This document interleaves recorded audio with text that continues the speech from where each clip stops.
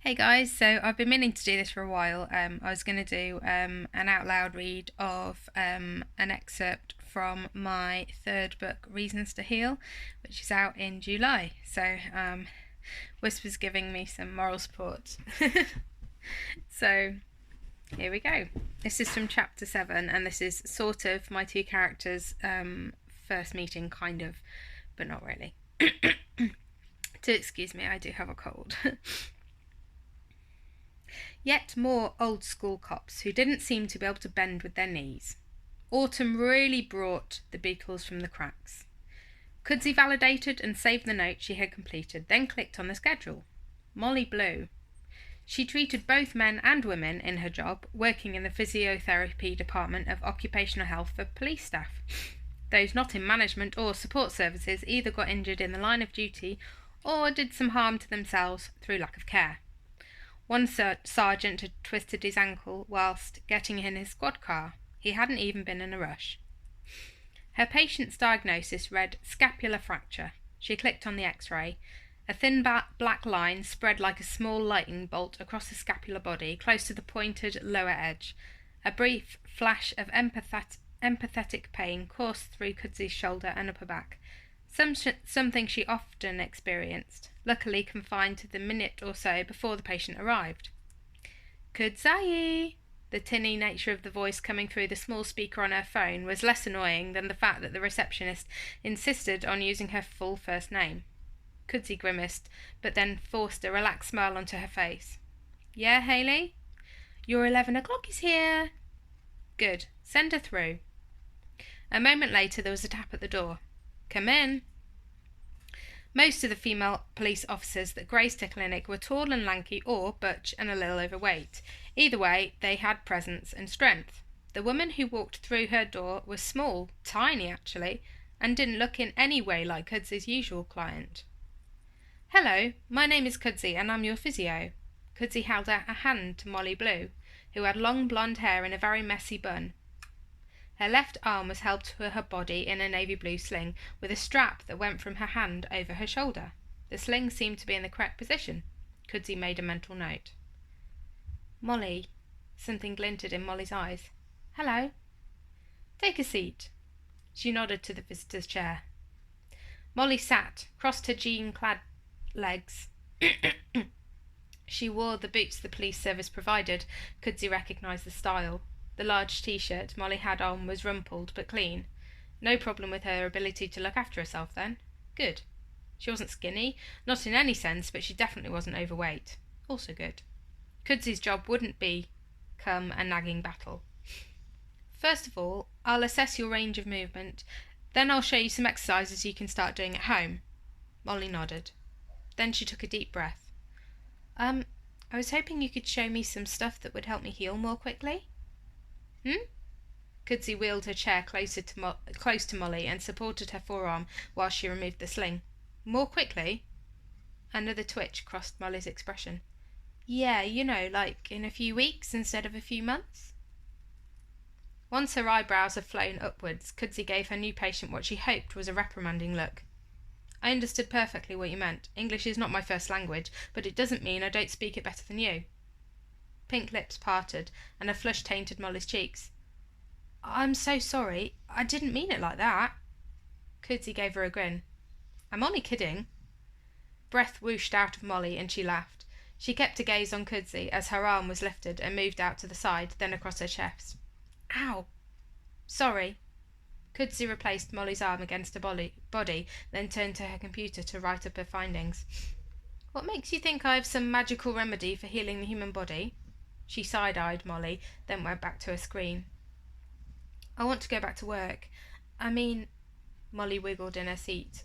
I need to get back. I'm only part way through my training and I've always wanted to be a police officer. You won't be able to go back for another 6 weeks. You've had 6 already, haven't you? Molly nodded. You've cut your sling on for 3, then only wore it in the day for 3? Another bob of the head. Good. More notes. Cudsy detailed her plan. So, is there any way I can speed up the process? No. Cudsy caught her gaze. Bones heal reasonably quickly, but soft tissue doesn't. Usually twice as long, if not more. Oh. A huge sigh. Molly continued to hold her arm. You will have strained some of the muscles, ligaments, and tendons around the fracture. You will also have atrophied since being put in the sling. A pause. Did Molly understand the word atrophies? No way would she explain it unless she asked. Cudsey put on a cheery tone.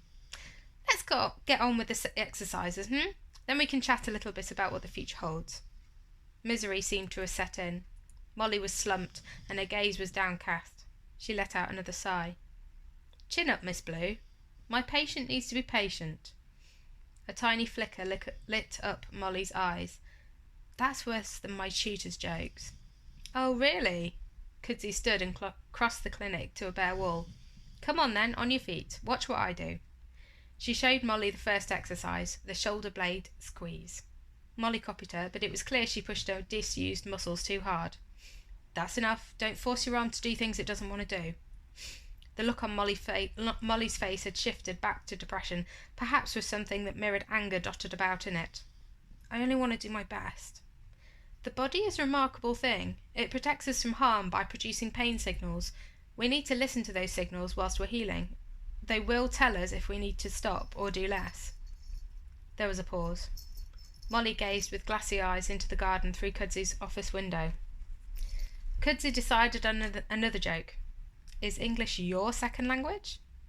Once Molly had looked back up, Cudsey gave her a pursed-lipped smile. Something sparkled in Molly's eyes. I didn't mean to be rude. Something appeared to have fallen from Molly, a weight from her shoulders maybe. And I want to get better. She chewed her lip. I think I... Contentment flowed through Cudsey. She did enjoy getting through to a patient, gaining their respect. Never mind. Molly shook her head. Her messy bun wobbled at the back of her head. Let's try again. Cudsey placed Molly's hands on the wall and then rested her fingers on Molly's elbows, guiding them down as Molly pushed her shoulder blades together. To distract Molly from her sadness, Cudsey chose small talk. Why did you sign up to become a police constable? I worked in an off-licence. 6 years of watching people steal stuff. I got held at knife point once. Molly had turned her head to the side and grimaced a little. That okay? Yeah, it doesn't hurt so much now. Because you're listening to your body. Molly smiled. I suppose. So you saw these robberies in your local shop and you wanted to stop them? I guess so. Molly followed Cudsey to the small table she had in the corner. Now for the pendular stretchers. Here's the first. Cudsey bent at the waist, letting her bad arm drop to hang. She moved her arms side to side, then back and forth. Your turn. Molly adopted the same position, resting her good arm on the desk. Discomfort flickered across her face as she allowed her injured arm to drop. Molly's back was warm under Cudsey's hand. She wondered whether the touch would make Molly more comfortable. Take some nice deep breaths. Relax those shoulders, After a few gulps, Molly's muscles softened. Her breath whooshed out all at once and her eyes drifted closed. Good. Back and forth, then side to side. Molly complied for a few more heartbeats, then straightened. Cudsey's hand fell from her back. I want to help people.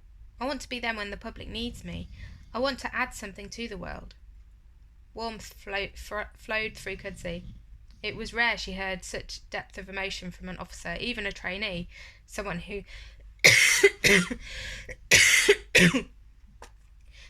hadn't experienced the shit of society yet.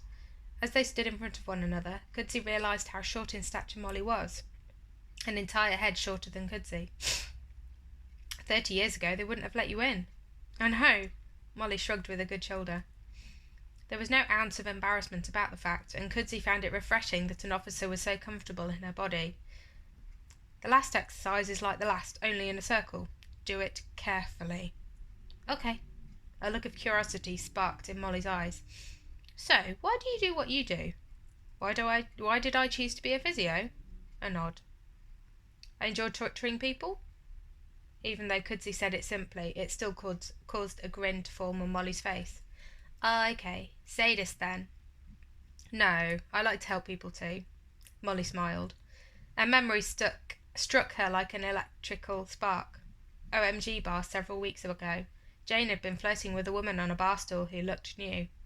Oh, God. Coodsey escaped to her office chair to hide her burning cheeks.